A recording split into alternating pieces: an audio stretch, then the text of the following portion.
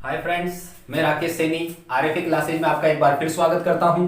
पिछले वीडियो में हमने प्रश्नवाली 1.1 के सारे क्वेश्चनों को सॉल्व कर लिया था।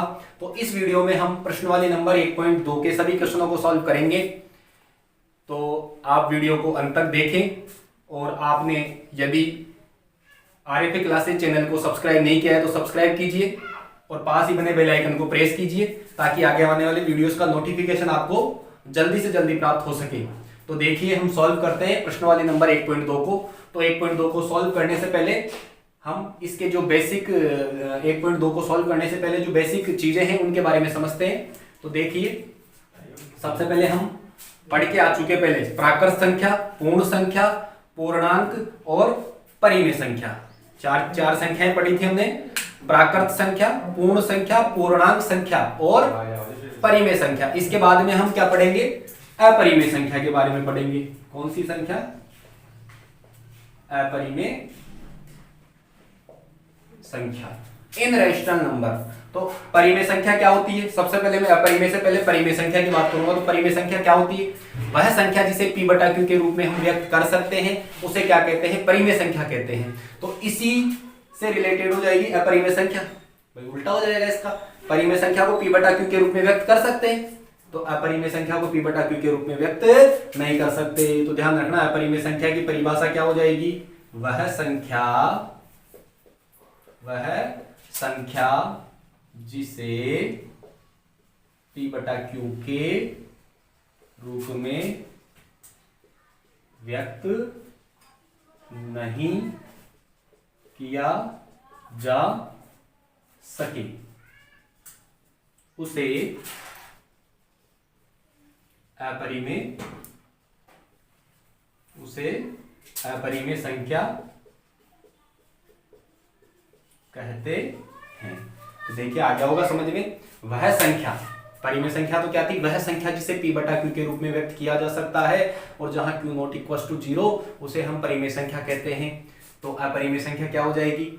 वह संख्या जिसे p बटा q के रूप में व्यक्त नहीं किया जा सके उसे क्या कह देंगे? हम अपरिमेय संख्या कह देंगे। और इसके बाद में फिर आएगा वास्तविक संख्या। वास्तविक संख्या को हम किससे दर्शाते हैं? r से। इसको अंग्रेजी में कहते हैं इनरेशनल नंबर, अपरिमेय संख्या को, है ना। और वास्तविक संख्या को हम क्या कहेंगे? वास्तविक संख्या को हम कहेंगे रियल नंबर। वास्तविक संख्या को क्या कहेंगे? Real number. ठीक है, वास्तविक संख्या रियल नंबर। तो इसको किससे दर्शाएंगे? r से। और वास्तविक संख्या क्या होती है? ध्यान रखना, परिमेय प्लस अपरिमेय। मतलब वास्तविक संख्याओं में परिमेय भी आ जाएगी और अपरिमेय भी आ जाएगी। वह संख्याएं जिन्हें p बटा q के रूप में व्यक्त कर सकते हैं वह भी वास्तविक होती है, और वह संख्या जिसे p बटा q के रूप में व्यक्त नहीं किया जा सकता वह संख्या भी कौन सी होती है? वास्तविक संख्या होती है। तो इन दोनों संख्याओं का संग्रह ही हमारे पास क्या कहलाएगा? वास्तविक संख्या। तो यहां तक आ गया होगा समझ में। तो मैं सभी परिमेय संख्याओं को कौन सी संख्याएं बोल सकता हूं? क्योंकि सारी परिमेय, क्योंकि वास्तविक संख्या क्या होती है? परिमेय भी होती है और अपरिमेय भी होती है। तो सभी परिमेय संख्याएं वास्तविक संख्याएं हो सकती है और सभी अपरिमेय संख्याएं भी कौन सी संख्याएं हो सकती है? वास्तविक संख्याएं हो सकती है। आ गया होगा यहां तक समझ में। तो इसके बाद में हम क्वेश्चनों को सॉल्व करते हैं। 1.2 का फर्स्ट क्वेश्चन लेते हैं सबसे पहले। तो देखिए क्वेश्चन नंबर फर्स्ट। देखिए क्वेश्चन नंबर फर्स्ट हमें क्या दिया हुआ है? प्रत्येक अपरिमेय संख्या एक वास्तविक संख्या होती है। अभी अभी पढ़ा था हमने परिमेय और अपरिमेय दोनों मिलकर कौन सी संख्या कहलाएगी? वास्तविक संख्या। तो अपरिमेय भी वास्तविक कहलाएगी कि नहीं कहलाएगी? तो ये कथन सत्य हो गया। ये फर्स्ट क्वेश्चन में हमें क्या करना है? सत्य और असत्य बताना है। ठीक है, सत्य और असत्य। तो इसका हल क्या हो जाएगा? ये कथन क्या है? सत्य है। और इसका कारण क्या हो गया? क्योंकि अभी अभी मैंने बताया वास्तविक संख्या कौन सी होती है? वास्तविक संख्या में कौन सी आती है? अपरिमेय भी आती है प्लस परिमेय भी आती है। तो सारी परिमेय संख्याएं, सारी अपरिमेय संख्याएं क्या हो गई? वास्तविक हो गई, नहीं होगी? मैं ये कह सकता हूं वास्तविक संख्या क्या होगी? वास्तविक संख्या सारी परिमेय संख्याएं और सारी अपरिमेय संख्याएं। सारी परिमेय संख्याएं प्लस सारी अपरिमेय संख्याओं को हम क्या कहेंगे? वास्तविक संख्या। तो वो क्या कह रहा है? सभी अपरिमेय संख्याएं, प्रत्येक अपरिमेय संख्या कौन सी कहलाएगी? वास्तविक। तो हम जानते हैं अपरिमेय संख्याएं, सारी अपरिमेय संख्याएं वास्तविक संख्या होती है और सारी परिमेय भी कौन सी होती है? वास्तविक होती है। तो ये सारी अपरिमेय संख्याओं को हम वास्तविक संख्या कह सकते हैं क्या? सत्य है, क्योंकि सभी अपरिमेय संख्याएं वास्तविक संख्याओं के अंदर विद्यमान है, तो सभी अपरिमेय संख्याओं को हम क्या कह सकते हैं, वास्तविक संख्या कह सकते हैं। आ गया होगा ये क्वेश्चन समझ में सकते हैं। इसके बाद में क्वेश्चन नंबर 2 देखो फर्स्ट का, संख्या रेखा पर प्रत्येक बिंदु रूट m के रूप का होता है। संख्या रेखा होती है ना, संख्या रेखा ये होती है हमारे पास संख्या रेखा, या 0 1 2 3, इधर -1 -2 -3 -4 ऐसे, उधर +4 ऐसे चलते जाएंगे ना। तो कह रहा है संख्या रेखा पर प्रत्येक बिंदु रूट m के रूप का होता है, रूट m के रूप का होता है, जहां m एक प्राकृत संख्या है। m कौन सी संख्या है, प्राकृत, प्राकृत यानी 1 2 3 4 5 ऐसी है। तो ये संख्या रेखा पे तो ये भी होता है, -2 भी होता है, -3 भी होता है, -1 भी होता है, 1 0 ये सारी संख्या होती नहीं होती संख्या रेखा पे। माइनस से इधर से माइनस से लेकर उधर प्लस वाली और 0 ये सारी संख्याएं संख्या रेखा पे होती है नहीं होती। और हम जानते हैं जो √m होता है ना, √m इसका मान हमेशा धनात्मक आता है। इसका मान हमेशा क्या आता है, क्योंकि √ के अंदर अगर माइनस की संख्या परिभाषित नहीं है, ध्यान रखना। तो ये m क्या है, प्राकृत है, m को क्या दे रखा है, प्राकृत। प्राकृत का मतलब क्या है, m का मान क्या है, m का मान 1 2 3 ऐसे है सारे। तो इनका वर्गमूल लेंगे तो प्लस की संख्या आएगी कि नहीं आएगी, धनात्मक संख्या आएगी कि नहीं आएगी हमेशा। तो ये कह रहा है कि संख्या रेखा का प्रत्येक बिंदु √m के रूप का होता है, √m के रूप के होता है। और √m क्या है, ये m क्या है, √m के रूप का होता है। m क्या है, यह एक प्राकृत संख्या है। तो सारे बिंदु ऐसे होते हैं √m के रूप के। तो मुझे ये बताओ सारे बिंदु होंगे, तो ये तो आ रहे नहीं, ये भी तो बिंदु है, ये वाले बिंदु इसमें समाहित हो रहे हैं क्या, √m में नहीं हो रहे, माइनस वाले मान तो आ रहे ही नहीं है इससे भाई, ये सारे बिंदु इस रूट के होते हैं। तो यहाँ m का मान अलग अलग रखने पे सारे बिंदु प्राप्त हो जाने चाहिए हमें। तो हमें जब 1 रखते हैं तो 1 प्राप्त हो जाएगा, 2 रखते हैं तो कुछ ना कुछ मान आ जाएगा, ये संख्या रेखा के बिंदु आ जाएंगे। लेकिन ऐसा m का ऐसा कोई भी मान नहीं है जो रखने पर हमें माइनस वाले मान प्राप्त हो जाए, ठीक है। तो हम कह सकते हैं ये कथन क्या है, असत्य है। कारण क्या हो गया इसका, क्योंकि प्राकृत संख्याओं का वर्गमूल कभी भी ऋणात्मक प्राप्त हमें नहीं होगा। भाई हमें वर्गमूल लेना है ना, तो वर्गमूल में संख्या रेखा के ये बिंदु भी आने चाहिए माइनस वाले। और हम जानते हैं वर्गमूल से √m से कभी भी माइनस वाले मान हमें प्राप्त नहीं होंगे, संख्या रेखा के बिंदु तो प्राप्त होंगे ही नहीं। जबकि वो क्या करेगा, सारे बिंदु संख्या रेखा भी इस रूप के होते हैं, संख्या रेखा के सारे बिंदु √m के रूप के होते हैं। जबकि हम क्या करें, संख्या रेखा के सारे बिंदु √m के रूप के नहीं हो सकते। क्यों नहीं हो सकते, यदि हम √m का मान रखें तो ये हमें मान, ये m का मान कुछ भी रखें तो ये माइनस वाले मान हमें प्राप्त होंगे ही नहीं, मतलब ये वाले बिंदु तो हमें प्राप्त होंगे ही नहीं। तो संख्या रेखा पर प्रत्येक बिंदु √m के रूप का नहीं होता। तो ये कथन क्या हो गया, असत्य हो गया। क्या असत्य कथन है ये। और कारण क्या दोगे कि जो √m है तो यहाँ m का हम कुछ भी मान रखें तो उसके लिए हमारे पास ऋणात्मक मान प्राप्त नहीं हो सकता। क्लियर है। इसके बाद में क्वेश्चन की बात करता हूं मैं, थर्ड क्वेश्चन में क्या दिया हुआ है, पढ़िए थर्ड क्वेश्चन। प्रत्येक वास्तविक संख्या एक अपरिमेय संख्या होती है। वास्तविक संख्या कौन सी संख्या, वास्तविक संख्या अपरिमेय होती है, ये कह रहा है। प्रत्येक वास्तविक संख्या केवल अपरिमेय होती है, जबकि अभी मैंने क्या बताया था, वास्तविक संख्या तो परिमेय भी होगी अपरिमेय भी होगी। और ये क्या कह रहा है, प्रत्येक वास्तविक संख्या केवल अपरिमेय होती है। बात आ गई क्या समझ में, जो वास्तविक संख्याएं होती है ना वो अपरिमेय होती है। तो वास्तविक संख्याएं तो परिमेय भी तो होती है, तो ये कथन भी सत्य हो गया क्या, सॉरी असत्य हो गया क्या, क्योंकि वास्तविक संख्या तो परिमेय भी होती है और अपरिमेय भी होती है। जबकि ये क्वेश्चन क्या कह रहा है, वास्तविक संख्या अपरिमेय होती है। वास्तविक संख्या के बारे में मैंने बताया था परिमेय और अपरिमेय दोनों मिलकर होगी वास्तविक, जबकि ये क्या कह रहा है, वास्तविक संख्या अपरिमेय होती है। तो असत्य हो गया कथन, क्योंकि वास्तविक संख्या में तो परिमेय भी आएगा और अपरिमेय भी आएगा, जबकि ये क्या कह रखा है, वास्तविक संख्या अपरिमेय है। ठीक है, ये कथन भी क्या हो गया, असत्य है, असत्य है। कारण क्या दे दोगे, क्योंकि वास्तविक संख्याओं का जो समुच्चय होता है उसमें परिमेय और अपरिमेय दोनों संख्याएं विद्यमान होती है। ठीक है, यहां तक आ गया होगा समझ में। इसके बाद में अब मैं बात करूं क्वेश्चन नंबर 2 की। क्वेश्चन नंबर 2 क्या दिया हुआ है, क्या सभी धनात्मक पूर्णांकों के वर्गमूल, धनात्मक पूर्णांक समझ गए, धनात्मक पूर्णांक यानी 0 1 2 3 4 5 6 सारे प्लस वाले पूर्णांक लेने हैं हमें। तो धनात्मक पूर्णांकों का वर्गमूल, धनात्मक पूर्णांकों का वर्गमूल मतलब ये 1 2 ऐसे ले लो, वर्गमूल में 3 4 5।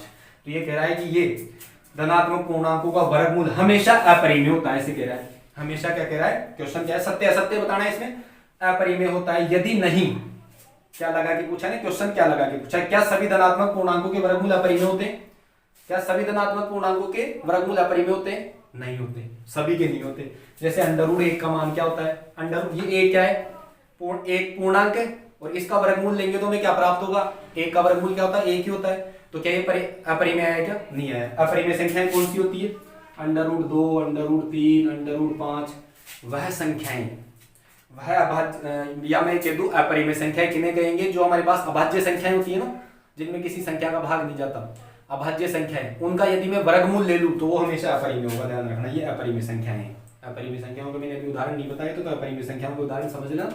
जैसे under root 2, under root 3, under root 5, under root 7, under root 6, ये सारी क्या है, अपरिमेय संख्याएं हैं। तो ये कह रहा है क्या सभी धनात्मक पूर्णांकों के वर्गमूल अपरिमेय होते हैं, क्या सभी धनात्मक पूर्णांकों के, क्या सभी धनात्मक पूर्णांकों के वर्गमूल, धनात्मक पूर्णांक ये हो गए 1 2 3 4 5, ये इनका वर्गमूल लूं तो ये हमेशा अपरिमेय प्राप्त होगा क्या।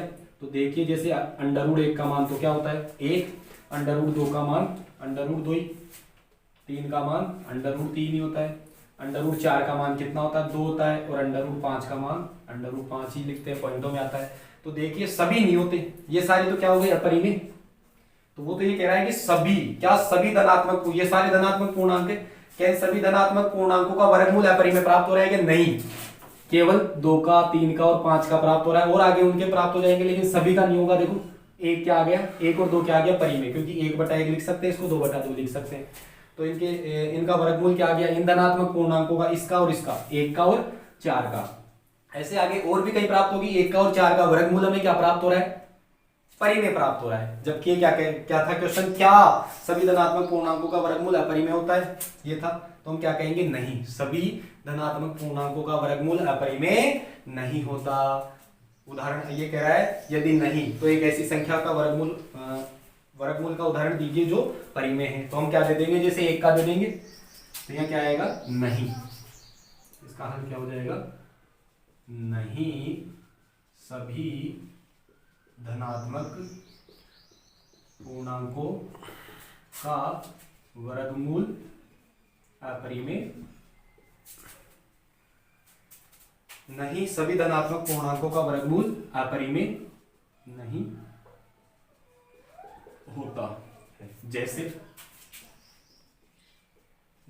हमें 1 का उदाहरण देना है, जैसे हम दे दिया अंडर रूट 1 का मान कितना होगा, ये परिमेय आएगा। या एक और उदाहरण दे दिया अंडर रूट 4 का मान कितना आएगा, तो ये भी क्या आएगा, परिमेय, जो कि एक परिमेय संख्या है। आ गया होगा यहाँ तक समझ में। इसके बाद में हम देखते हैं क्वेश्चन नंबर 3। आ गया होगा क्वेश्चन समझ में। इसके बाद में हम क्वेश्चन नंबर 3 देखते हैं। तो देखिए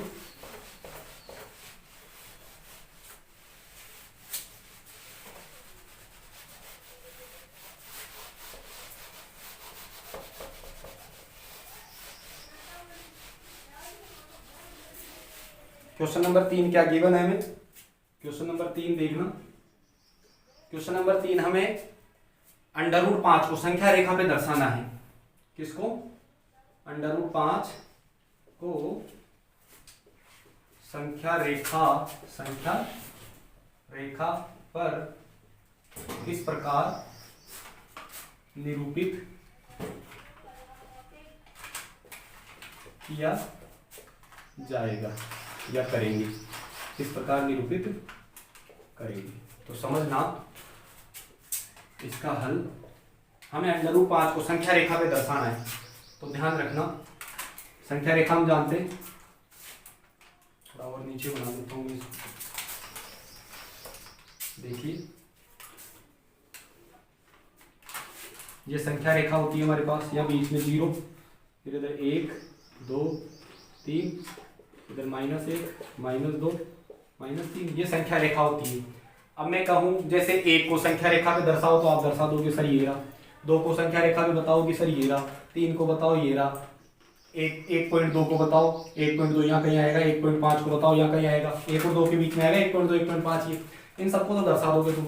हमें किसको दर्शाना है, रूट 5 को। चलो रूट 5 से पहले मैं रूट 2 ले लेता हूँ। रूट 2 को संख्या रेखा पे दर्शाना है मेरे को। सबसे पहले किसको दर्शाना है, रूट 2 को। तो देखो ये संख्या रेखा हो गई 0 1 2, -1 -2। सबसे पहले मैं रूट 2 को दर्शाता हूँ संख्या रेखा पे। तो संख्या रेखा पे रूट 2 को दर्शाने का क्या तरीका हो गया, समझना। ये 0 हो गया, ये 0 पॉइंट हो गया संख्या रेखा का। 0 से यहाँ तक की दूरी कितनी है, 1 इकाई है कि नहीं, ये दूरी 1 इकाई है ना। अब यहाँ 1 पे इस बिंदु को मैं ए नाम दे देता हूँ, ठीक है। या ये एक दूरी है और इस ए बिंदु पे यहाँ से 1 इकाई की दूरी नाप लेता हूँ मैं स्केल से, ठीक है। ये भी कितनी ले रहा हूँ मैं, लंबवत 1 इकाई का रेखाखंड डालना है इस पे, लंबवत यहाँ से 90 डिग्री का कोण बनाते हुए, ठीक है। यहाँ से ये आ गया 90 डिग्री का कोण बनाते हुए, और इसको ये बिंदु हो गया जैसे बी को किससे मिला दे, इस ओ से मिला दे। ये 0 है, ध्यान रखना, इसको नाम दे देता हूँ मैं ओ से मिला दे। तो ये 1 और ये भी 1, तो बताइए ये कितनी आएगी, ये √2 आएगी, क्योंकि यहाँ पाइथागोरस सूत्र लगा दो इसमें। त्रिभुज ओ ए बी में ये आधार ये लंब, तो ये कर्ण हो गया कि नहीं हो गया, ये 1 तो लंब का आधार का स्क्वायर प्लस कर्ण सॉरी लंब का स्क्वायर प्लस आधार का स्क्वायर बराबर में क्या आएगा, कर्ण का स्क्वायर। तो ये कर्ण ओ बी है ना, तो मेरे को ओ बी स्क्वायर याद करना है, ये कर्ण याद करना है, तो क्या आएगा O A square plus A B square. देखिए ये याद करनी है मेरे को ओ बी, तो इसका स्क्वायर प्लस इसका स्क्वायर, तो यहाँ से ओ बी स्क्वायर बराबर में क्या आ गया, ओ ए कितना है, ओ ए, ये ओ ए की दूरी कितनी है 1, तो 1 का स्क्वायर कितना होगा 1 प्लस ए बी कितनी है, ए बी भी 1 है, तो 1 का स्क्वायर कितना आएगा 1, तो ओ बी स्क्वायर बराबर में क्या आ गया 2 आ गया क्या, तो ओ बी बराबर में बोलो कितना आ गया, यहाँ से स्क्वायर हटेगा तो ये संख्या रूट में आएगी नहीं आएगी, तो ओ बी का मान कितना आ गया √2 आ गया क्या, आ गया होगा ये समझ में। तो संख्या रेखा पर √2 का निर्धारण आ गया। इसके बाद में √3 का निर्धारण करना है मेरे को, √3 का आएगा, √2 तो यहाँ आ गया, ये हो गया √2। अब √3 बताना है, तो √3 को बताने के लिए क्या करेंगे, इस बी पे पुनः एक इकाई का रेखाखंड डालेंगे यहाँ लंबवत, इस पे बी पे, और इसको फिर किससे मिला देंगे ओ से, और इसको सी नाम दे देंगे।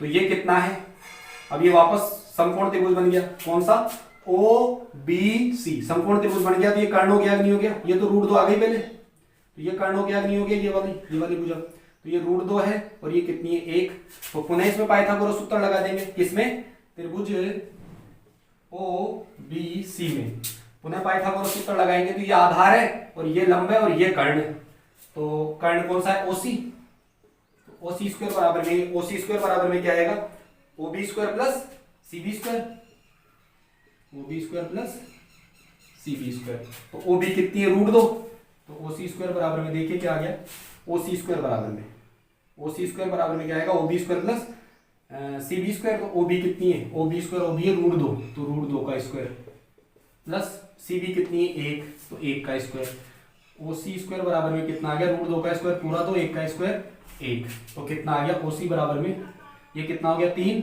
और यहाँ से स्क्वायर हटाओगे तो कितना आ जाएगा √3। तो बताइए ओसी कितनी आ गई √3। इसी प्रकार से कितना आ जाएगा हमारे पास √4, इसी प्रकार से क्या आ जाएगा √5। तो ऐसे ज्ञात करेंगे संख्या रेखा पर √5 का स्थान, √5 को इस तरीके से निरूपित करेंगे। आ गया होगा समझ में। तो देखिए हम यहाँ लिख देंगे, सर्वप्रथम हम क्या करेंगे, ये ओ ए है, सॉरी ओ, और इसको नाम दे देंगे ए, ये 0 है बिंदु, यहाँ 0 है ये, और इसको नाम दे देंगे ओ, ठीक है। तो यहाँ से ओ से यहाँ तक की दूरी कितनी है 1 इकाई। अब इस ए पे भी हम क्या करेंगे, 1 इकाई का लंबवत एक रेखाखंड डालेंगे यहाँ से, ये कितनी है 1, ठीक है। इस बिंदु को क्या नाम दे देंगे बी, और बी को किससे मिला देंगे, बी को किससे मिला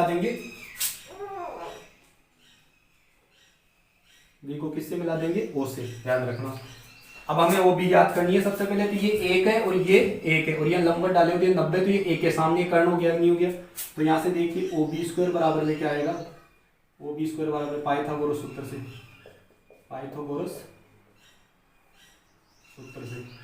कौन से त्रिभुज में लगा रहे हैं, त्रिभुज ओ ए बी में पाइथागोरस सूत्र से क्या आ जाएगा, ओ बी स्क्वायर कर्ण तो ये है ना, ओ बी स्क्वायर बराबर में क्या आ जाएगा, O A square plus A B square. तो ओ बी स्क्वायर बराबर में कितना आ गया, ओ ए कितना है 1 का स्क्वायर, और ए बी भी कितना है 1 का स्क्वायर। तो ओ बी स्क्वायर बराबर में बोलिए कितना आ गया, 1 का स्क्वायर 1 और ये भी 1, तो ओ बी स्क्वायर बराबर में कितना आ गया 2।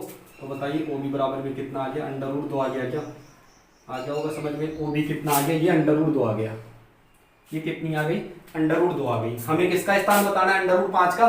तो पुनः हम क्या करेंगे, बी पर एक इकाई का फिर रेखाखंड डालेंगे लंबवत, यहाँ कितनी 1 इकाई का फिर एक रेखाखंड डालेंगे यहाँ किस पे, बी पे, और कौन सा डालेंगे सी बी, और फिर उसको फिर सी को किससे मिला देंगे, सी को हम मिला देंगे ओ से। तो ये त्रिभुज कौन सा बन गया, त्रिभुज त्रिभुज ओ सी बी में, कौन सा त्रिभुज ले रहे हैं, ओ सी बी, ये भी समकोण होगा कि नहीं होगा, क्योंकि हम लंबवत डाल रहे हैं तो 90 डिग्री का कोण, तो इसमें पुनः क्या लगाएंगे, पाइथागोरस सूत्र, पाइथागोरस सूत्र लगा दो। तो कर्ण कौन सा हो गया, ओ सी स्क्वायर बराबर में क्या आ जाएगा, O B square plus B C square. तो ओ सी स्क्वायर बराबर में कितना आ गया, ओ बी कितना है, अंडर रूट 2 का स्क्वायर, और बी सी कितना है, 1 का स्क्वायर। तो बोलिए ओ सी स्क्वायर बराबर में कितना आ गया, रूट 2 का स्क्वायर पूरा 2 और 1 का स्क्वायर 1। तो ओ सी स्क्वायर बराबर में कितना आ गया, 3। तो ओ सी बराबर में कितना आ जाएगा, रूट 3। तो बताइए ये ओ सी कितनी आ गई, रूट 3 आ गई। ओ सी कितनी आ गई, रूट 3। इसी प्रकार हम आगे ज्ञात करेंगे, हमें तो रूट 5 चाहिए, तो फिर क्या करेंगे, सी पर 1 इकाई का फिर ये रेखाखंड डालेंगे लंबवत 1 इकाई का, ठीक है। फिर इस पे क्या करेंगे, 1 इकाई का फिर ये लंबवत एक रेखाखंड डालेंगे, क्या नाम दे देंगे इसको, सी डी। और इसको पुनः किससे मिलाएंगे, पुनः ओ से मिलाएंगे। तो ये कितनी है, 1, ध्यान रखना। तो हम पुनः कौन सा त्रिभुज लेंगे, बस ये प्रक्रिया लगातार करनी है हमें। कौन सा त्रिभुज ले लेंगे, ओ डी सी, त्रिभुज कौन सा, ओ डी सी में, किससे, पुनः पाइथागोरस सूत्र से, ठीक है। पाइथागोरस सूत्र से क्या आ जाएगा, कर्ण कौन सा है, हो गया ओ डी स्क्वायर, कर्ण कौन सा हो गया, ओ डी। तो ओ डी स्क्वायर बराबर में क्या आएगा, O C square plus D C square या सी डी स्क्वायर। तो ओ डी स्क्वायर बराबर में बोलिए कितना आ गया, ये ओ सी कितना है, अंडर रूट 3 का स्क्वायर, और डी सी कितनी है, 1 का स्क्वायर। तो ओ डी स्क्वायर बराबर में बोलिए कितना आ गया, 3 + 1। तो बोलिए ओ डी बराबर में कितना आ गया, ओ डी स्क्वायर बराबर में कितना आ गया, 4। तो ओ डी बराबर में कितना आ जाएगा, अंडर रूट 4। तो ओ डी बराबर में कितना आ गया, बोलिए 2 आ गया क्या, ओ डी फिर कितना आ गया, 2 आ गया ये। तो हमें कितना चाहिए था, रूट 5 चाहिए था। तो पुनः हम क्या करेंगे, डी पर 2 तक आ गए ना, ये 2 का मतलब है रूट 4 आ गया, एक तरीके से क्या आ गया, रूट 4, ये रूट 4 है। तो हमें चाहिए रूट 5। तो पुनः हम डी पे क्या करेंगे, 1 इकाई का फिर डालेंगे रेखाखंड लंबवत, इसका क्या नाम दे देंगे, ई। और इसको पुनः किससे मिला देंगे, ओ से, ये 1 इकाई का है पुनः, ठीक है। तो अब पुनः हम कौन सा त्रिभुज लेंगे, त्रिभुज हम लेंगे ओ ई डी, त्रिभुज ओ ई डी में। आ गया होगा यहाँ तक समझ में, ओ ई डी में। अब लंब सॉरी कर्ण कौन सा हो गया, 90 के सामने कर्ण हो गया ओ ई। तो ओ ई स्क्वायर बराबर में क्या आएगा, ओ ई हो गया ना कर्ण, ओ ई स्क्वायर बराबर में क्या आएगा, O D square plus D E square. तो ओ ई स्क्वायर बराबर में कितना आ गया, बोलिए ओ डी कितना है, ओ डी हमारे पास में, ओ डी देखो 2 है ना, 2 का स्क्वायर प्लस डी ई कितना है, 1, तो 1 का स्क्वायर। तो ओ ई बराबर में बोलिए कितना आ गया, ओ ई स्क्वायर बराबर में 4 + 1। तो ओ ई बराबर में कितना आ गया, ओ ई स्क्वायर बराबर में आ गया 5। तो ओ ई बराबर में बोलिए कितना आ गया, रूट 5 आ गया क्या। तो ये हो गया रूट 5 का स्थान संख्या रेखा पर आ गया होगा, सॉरी रूट 5 संख्या रेखा पर रूट 5 कौन सी हो गई, ओ ई। आ गया होगा ये क्वेश्चन समझ में। इसी प्रकार से क्वेश्चन नंबर 4 है, कक्षा के लिए क्रियाकलाप, वर्गमूल सर्पिल की रचना कीजिए। ऐसे कैसे वर्गमूल सर्पिल की हमें क्या करनी है, रचना करनी है, ऐसे आगे से आगे करना है चौथे क्वेश्चन में। या आप स्वयं करोगे। क्वेश्चन नंबर 3 समझ में आ गया होगा। हमें क्या करना था, अंडर रूट 5 का स्थान बताना था। तो सबसे पहले हम क्या करेंगे, 1 इकाई का ये 1 इकाई हो गई दूरी, और इस ए पे 1 इकाई का रेखाखंड डालेंगे लंबवत। फिर ये त्रिभुज बन जाएगा, रूट 2 आ जाएगा। फिर बी पर लंबवत एक रेखाखंड डालेंगे, फिर रूट 3 आ जाएगा। फिर सी पर एक लंबवत रेखाखंड डालेंगे 1 इकाई का, फिर हमारे पास रूट 4 आ जाएगा। रूट 4 का मान 2 होता है। फिर हम डी पे 1 इकाई का रेखाखंड डालेंगे, तो हमारे पास क्या प्राप्त हो जाएगा, रूट 5 में प्राप्त हो जाएगा। आई होप कि क्वेश्चन समझ में आए होंगे आपको। यदि फिर भी किसी क्वेश्चन में कोई प्रॉब्लम हो तो कमेंट बॉक्स में अपना कमेंट जरूर करें, वीडियो को लाइक करें, कमेंट करें और अपने दोस्तों के साथ शेयर करें। Thank you.